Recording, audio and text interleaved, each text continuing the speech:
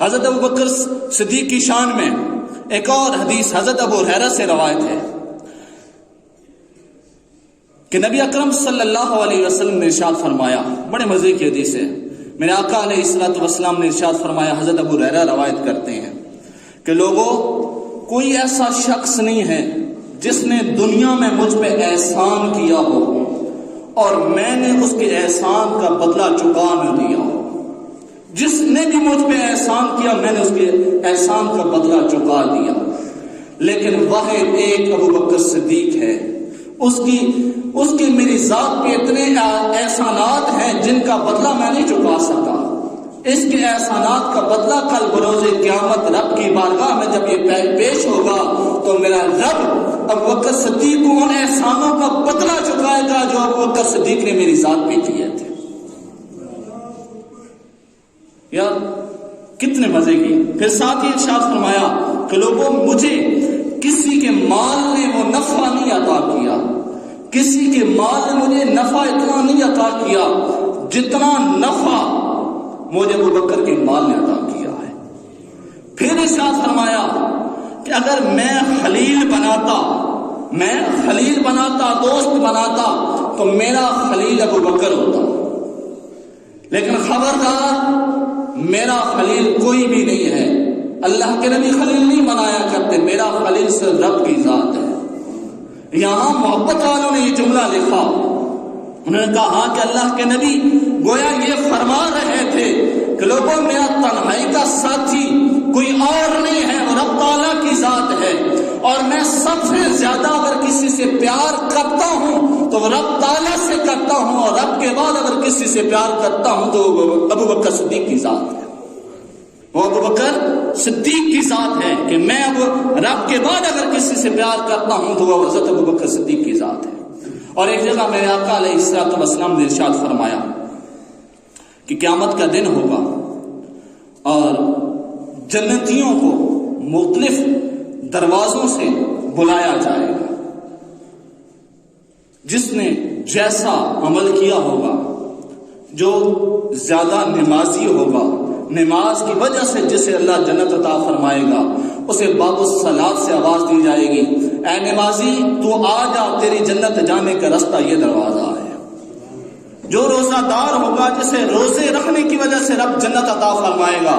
اسے باب الریان سے آواز دی جائے گی، اے روزہ دار تیرا جنت جانے کا راستہ یہ ہے، تو اس دروازے سے جنت میں داخل ہو جا۔ جو مجاہد تھا، جس نے زندگی میں جہاد کیا تھا،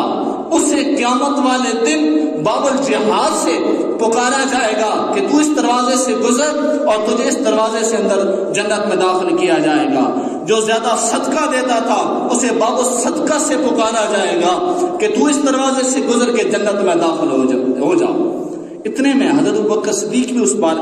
نبی اکرم صلی اللہ علیہ وسلم کی بارگاہ میں اس وقت حاضر تھے۔ عرض کرنے لگے کہ یا رسول اللہ، یہ تو آپ نے بیان کر دیا، ایک سوال میں پوچھنا چاہتا ہوں، یا رسول اللہ، کیا قیامت والے دن کوئی ایسا خوش نصیبی ہوگا جس سے جنت کے سارے دروازوں سے پکارا جائے گا؟ توجہ میری طرف رکھیں کہ کوئی ایسا خوش نصیبی ہوگا جس سے جنت کے سارے دروازے پکاریں گے۔ میرے آقا علیہ الصلوۃ والسلام نے ارشاد فرمایا، ہاں ابو بکر، ایسے خوش نصیبی ہوں گے جن میں سارے جنت کے دروازے اپنی طرف مخاطب کر رہے ہوں گے، اپنی طرف بلا رہے ہوں گے، اور ابو بکر صدیق، مجھے امید ہے کہ تم بھی انہی میں سے ہوگا، تم بھی انہی میں سے ہوگا جیسے جنت کے سارے دروازے اپنی طرف بلا رہے ہوں گے۔ پھر میرے آقا علیہ الصلوۃ والسلام نے ارشاد فرمایا، انت صاحبی فی الحوض و صاحبی فی الغار، کہ ابو بکر، یہ ترمذی شریف کی حدیث ہے کہ ابو بکر صدیق، تو جس طرح غار میں میرا ساتھی تھا نا، وہ ہجرت کے وقت جو غار میں اللہ کے نبی صلی اللہ علیہ وسلم کی معیت میں 3 دن 3 راتیں رہے، اور حضرت ابو بکر صدیق اس وقت جو سب سے بڑی عبادت کر رہے تھے، 3 راتیں وہ صرف اور صرف اللہ کے نبی کی چہرے کی زیارت کرتے رہے۔ وہ جب میرے آقا علیہ الصلوۃ والسلام اس غار میں جانے لگے نا، حضرت بکر صدیق پہلے داخل ہوئے اور کہا کہ میں پہلے اس غار کو صاف کروں، سارے سوراخ بند کر دیے۔ ایک سانپ تھا جو اللہ کے نبی کی آمد کے انتظار میں بیٹھا ہوا تھا، جو دیدار کے لیے بیٹھا ہوا تھا، وہ دو سوراخ روایات میں، کچھ روایات میں ایک، کچھ میں دو روایات سوراخوں کا ذکر کیا، وہ خالی چھوڑ دیے گئے۔ حضرت ابوبکر صدیق نے اپنے کپڑے وہ پھاڑ کے وہ سوراخ بند کر دیے اور کپڑا نہ بچا تو آپ نے ان سوراخوں پہ اپنی ایڑی رکھ لی۔ نبی اکرم صلی اللہ علیہ وسلم آئے، ابوبکر صدیق کی گود میں سر رکھا، میرے آقا آرام فرمانے لگے۔ کیا وہ لمحہ ہوگا؟ دو جہانوں کا سردار، اللہ کے محبوب ابوبکر صدیق کی گود میں سر رکھ کے سو رہا ہے۔ گویا دو جہانوں کی دولت ابوبکر صدیق کی گود میں آ گئی تھی۔ وہ اس سوراخ پہ پاؤں رکھ لیا،